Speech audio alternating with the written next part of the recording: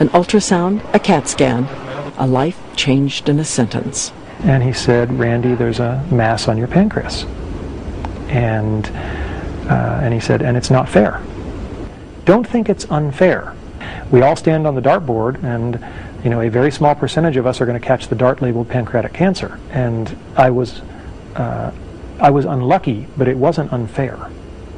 Pancreatic cancer is pretty much the most fatal cancer of all. It is ruthless. It is brutal. Very few people beat it. And there are a lot of reasons for that. It's an internal organ that's sort of wrapped in other stuff. Only 15 to 20% of pancreatic cancer patients have any early symptoms. I was lucky in that my tumor pressed on the bile duct. You don't get enough bile into your system, you can't digest your food as well. And not to be crass about this, but the telltale sign is that your stools in the toilet bowl start to float and become less dense. And what this means is that you're not digesting fats because you're not getting the bile into your system. There was massive surgery to remove a third of his pancreas, parts of his stomach, a crushing blast of chemotherapy and radiation. Crushing for body, not spirit. I remember once my doctor asked me, so are you feeling depressed? And I said, well, compared to an average 46-year-old, probably, but compared to a guy who just had his insides carved out, who's in tremendous physical pain, and who's being told that, he has a way less than 50-50 chance of living to 5 years, I think I feel pretty good. And so he just turned to the intern and said, write down, not depressed. But 8 months after the surgery, the cancer had come back. A dedicated Tigger had to reach inside himself again. I've never found anger to make a situation better, and right now I've got a finite amount of time, and I can spend that time angry, or I can spend that time doing something productive and worthwhile and having fun. I don't know how to not have fun, right? I'm dying and I'm having fun. He tells me he's trying an experimental vaccine, and so far chemotherapy has slowed the progress of the disease. And that typically holds on for a couple of months. So I may have just doubled my lifespan, and, you try doing that. He told me one of his favorite philosophical sources is that famous newspaper editor's letter, the one assuring the little girl Virginia there is a Santa Claus. The editor's letter about your little cynical friends live in a cynical age. You say there is no evidence and you can't see, but can you see love? Can you see hope?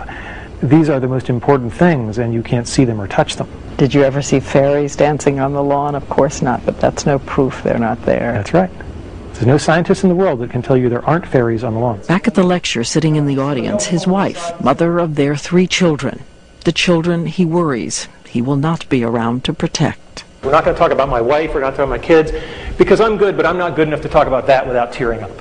There is a sadness that comes when I think about my kids, and it's not so much I won't get the experience of being a dad. I mean, that's sad, but the really strong emotions for me are they won't have me for them. And that's where it's okay for me to say that's not fair. The metaphor I've used is somebody's going to push my family off a cliff pretty soon, and I won't be there to catch them, and that breaks my heart. But I have some time to sow some nets to cushion the fall, and that seemed like the best and highest use of my time. So I can curl up in a ball and cry, or I can get to work on the nets. Time now for our first interview to end. But before I can go, the professor stops me to critique what I've done. There's one question you didn't ask me. Oh, which one? About people keep asking about making a movie out of my life. Wait, you do your part and my part. This is the best interview I've ever had. Okay. Yes, a movie. Can't be done. No Hollywood actress is pretty enough to play my wife. When we return, you'll meet her.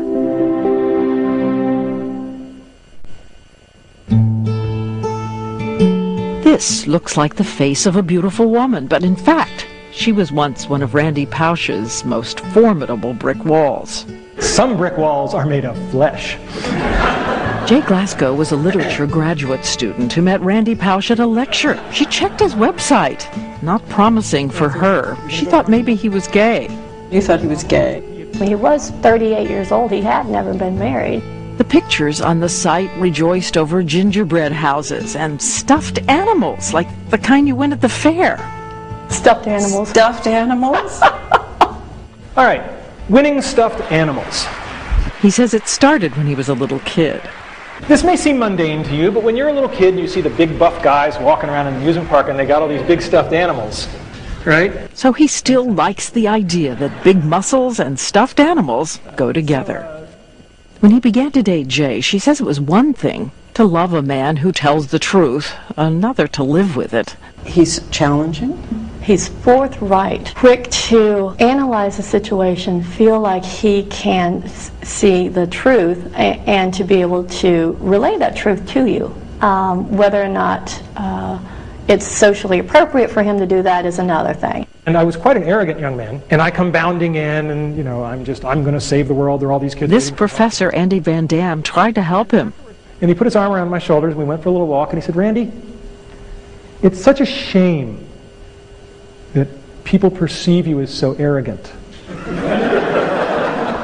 Because it's going to limit what you're going to be able to accomplish in life." What a hell of a good way to word "you're being a jerk." It's a whole chapter of his book, Lessons from a Recovering Jerk. Proper apologies have 3 parts. What I did was wrong. I feel badly that I hurt you. How do I make this better?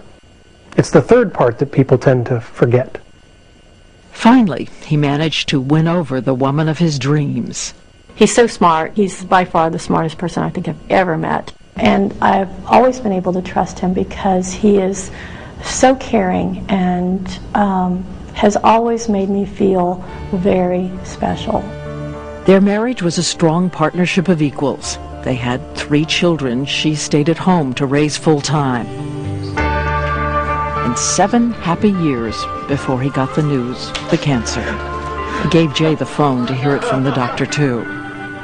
Did your knees buckle? I was sitting on the floor when I took that phone call.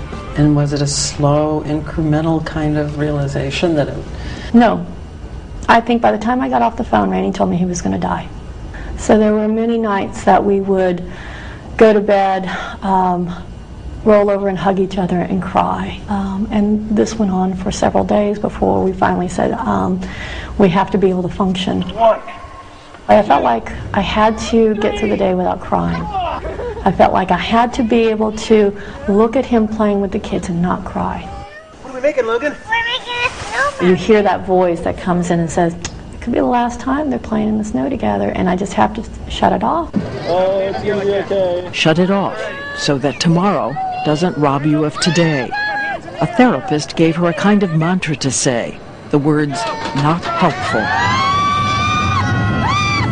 Did you just have to train it like a muscle? I think so. You catch yourself going down that path and say, not helpful. And again, I keep imagining people listening to you and thinking, where does she get this? As if it's bearable. Because it is. A lot of people have not exactly the same situation, but they have terrible things in their life that they're having to deal with, and they get up and they do it too. We're no different. I think that there is that within us.